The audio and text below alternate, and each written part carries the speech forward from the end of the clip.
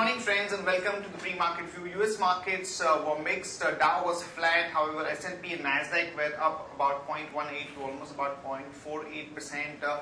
European markets too were up anywhere from 0.2 to almost about 1.87%. But when we look at the screen today morning, Asian markets are showing weakness, and Nikkei is down almost about 0.93%. Hang Seng too is down about 0.83%. Most of the peripheral markets in Asia are also down, and SGX Nifty is suggesting that we are going to open down about 20 to 22 odd points. On Friday, we had a flattish kind of a session despite weakness in the heavyweights like Infosys and TCS, which were down. We have seen some kind of a stability at the index level, and the flows were negative. Both DIIs and FIs were sellers. DII to the tune of about 476 crore and the FIs were sellers to the tune of about 118 crore. However, in the index futures, FIs were buyers to the tune of about 18 odd crore. Overall, it seems like there is some kind of index management which is going on. Despite the weakness in certain pockets, we are seeing a good amount of balancing happening.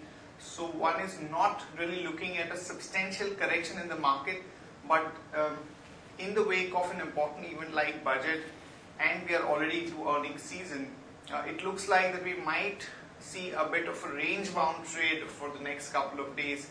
And of course, the stock specific move would be decided by the earnings and the impact it has on the overall view of the important brokerage houses. So on that note, let me invite our F&O experts to take you through important F&O cues and ideas that we can have from the derivative side. Good morning friends, welcome to Sharekhan Derivative Morning View.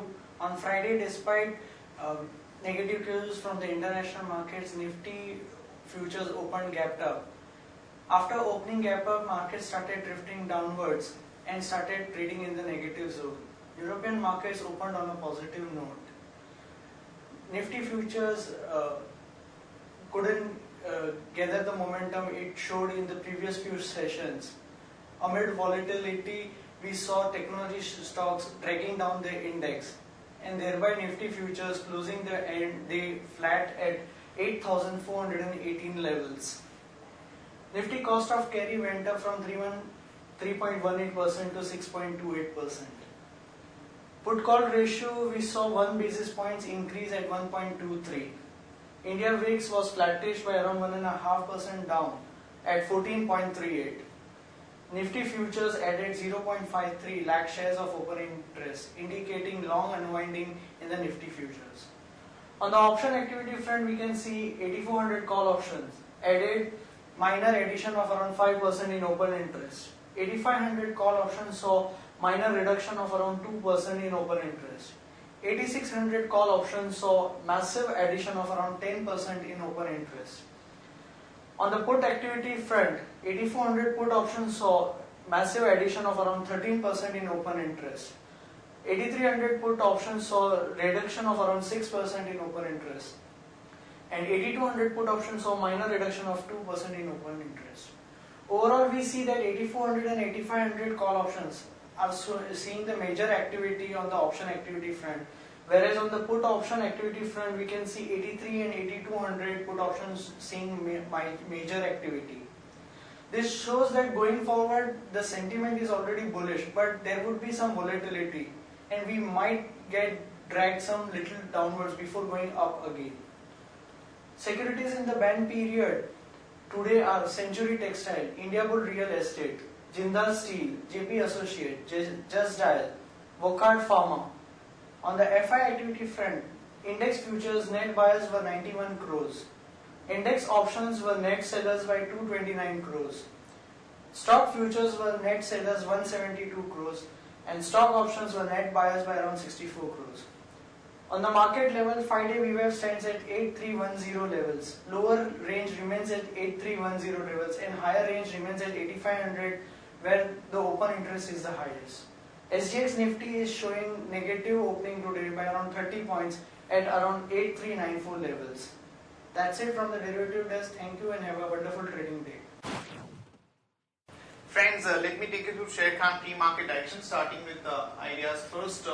Positive news for the broking community, as SEBI has reduced its turnover fees by 25% to rupees 15 per 1 crore turnover from about 20 earlier, and that could lead to lower trading costs for most of the brokerages.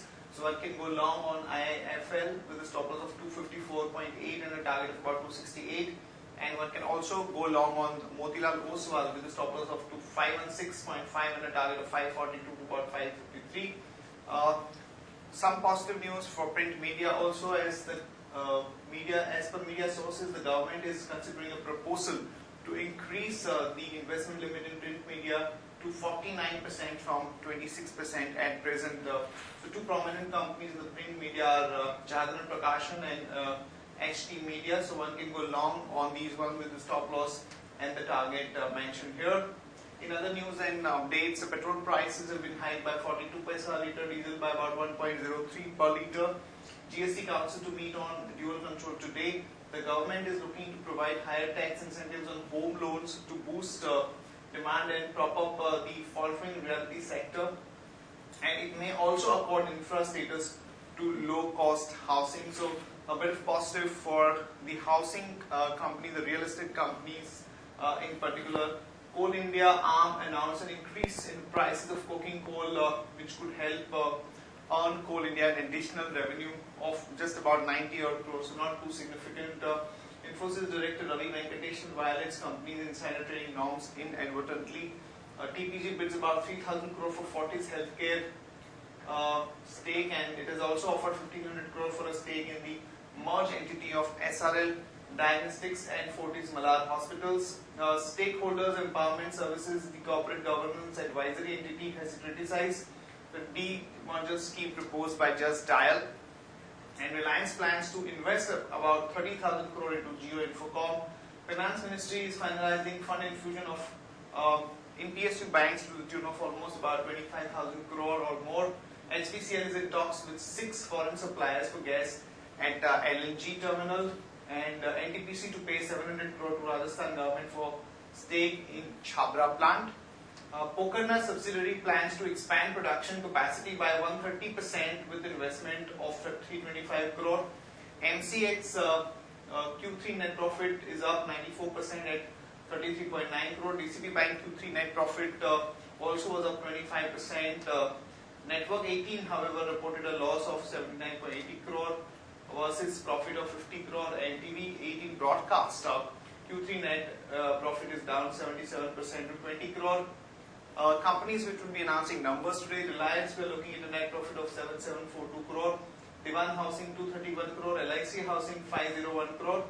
And the other important results would be CMI Limited and Geometric Limited. And list of stocks with positive and negative bias. Stocks with positive bias are Oro Pharma, HDFC and Indiabulls Housing Finance. Stocks with negative bias are Arcom, Idea and TCS. And advisory picks which would be flashed on ET Now between 9:15 to 9:30 am are Reliance Industries, Power Grid, GSPL, Info Edge and Wonderla Holidays. That's it from all of us, friends. Have a good trading session and see you tomorrow at the same time.